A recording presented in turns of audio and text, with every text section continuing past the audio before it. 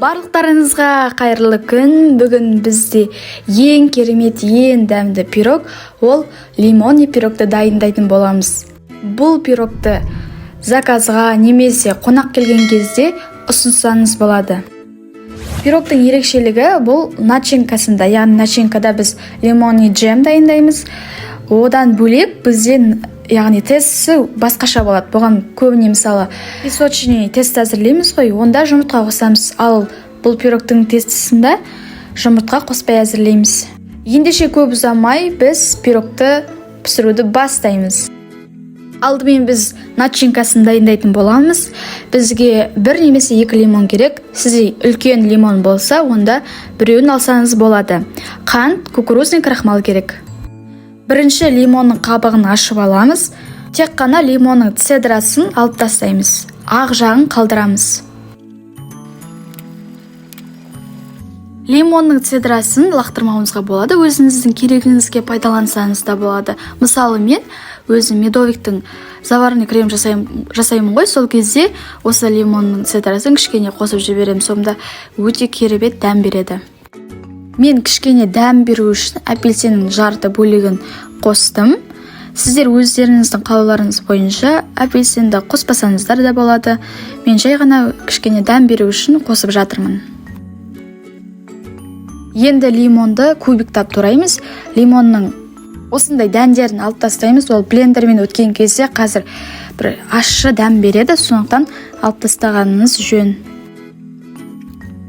Лимондарды осылай видеодағыдай етіп тураймыз. Енді отты қыздырып, жай отта қыздырып, лимондарды саламыз. Оның үстіне қант саламыз. Қантты мен 125 грамдай салдым, бірақ сіздер егер өздеріңіз кішкене өте қатты қышқылды ұнатпасаңыздар, онда көбірек салсаңыздар болады, дәмін қарасаңыздар болады. Қазір бұл қант ерігенше ұстаймыз. Біз қазір лимонный джем дайындаймыз. Отқа қойып, ары қарай кетулеріңізге болмайды. Бұнда астын араластырып, сиропты ерігенше қарап тұруыңыз керек. Мен видеоның осы жерін алып тастаған жоқпын, себебі қазір біздер процесті қарауымыз керекпіз. Бізде қант еріді, енді бұны блендермен еземіз. Негізінен шұңғылда отысқа езгеніңіз жақсы, себебі қазір сироп шашырауы мүмкін, сондықтан сақ болыңыздар. Міндетті түрде блендерден өткіземіз. Ешқандай миксер, тағы да басқа заттарды қолданбаймыз.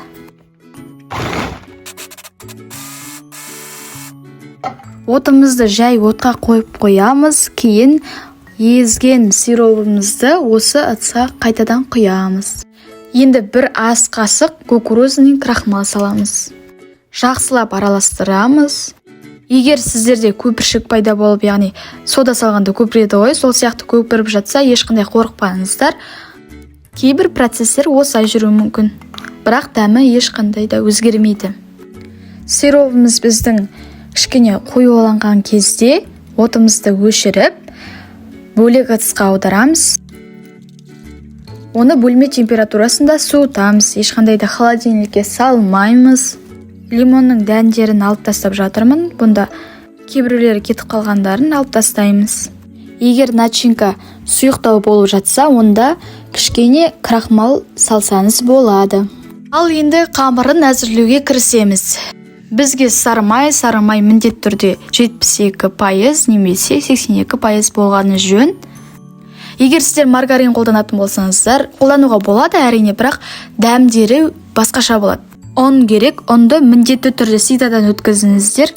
Және сұйық заттардан бізге қаймақ 20% және сүтті сливкимен алмастырсаңыздар болады. Тағы бізге қант керек және ас содасы керек. Алдымен ұнды електен өткізіп саламыз. Ас содасын саламыз, жарты қасықтай. Жақсылап араластырып аламыз. Енді сұйық заттарды араластырып алайық. Бізге қаймақ керек, қаймақтың үстіне қант саламыз. Араластырғаннан кейін сүт құямыз. Тағы да барлығын жақсылап араластырып аламыз. Енді оның үстіне сары майымызды саламыз. Кейін видеодағыдай етіп араластырып, оның үстіне сұйық заттарымызды құямыз. Қамырымызды илей бастаймыз. Көбірек илеп, қандырып істесеңіз, сізде жұмсақ тесті шығады. Қамырымыз дайын болды. Енді оны салафанға салып, 20-30 минутқа холодильникке қойып қоямыз. Ендігі кезекте біз табамызды дайындаймыз. Бізге пергамент керек. Пергаментке көріп тұрғандарыңыздай покланды қолданамын. Жай мен пешіңізді қоса берсеңіз болады. Бізде пеш міндетті түрде қызып тұру керек. Оны себелеп қамырымызды илейміз, екіге бөлеміз. Біреуі кішкене үлкендеу болу керек. Ол қамырымыздың ең басты бөлігіне кетеді, ал кішкентайы оформлениеге кетеді. Қамырыңызды илеп басып болғаннан кейін осылай дөңгелектеп табаға келтіретіндей етіп жайып, қамырды табаға орналастырамыз. Шеттерін алып тастаймыз. Екінші кішкентай қамырды алып, өзіңіздің қалауыңыз бойынша әсемдесеңіз болады. Мен видеодағыдай етіп әсемдедім.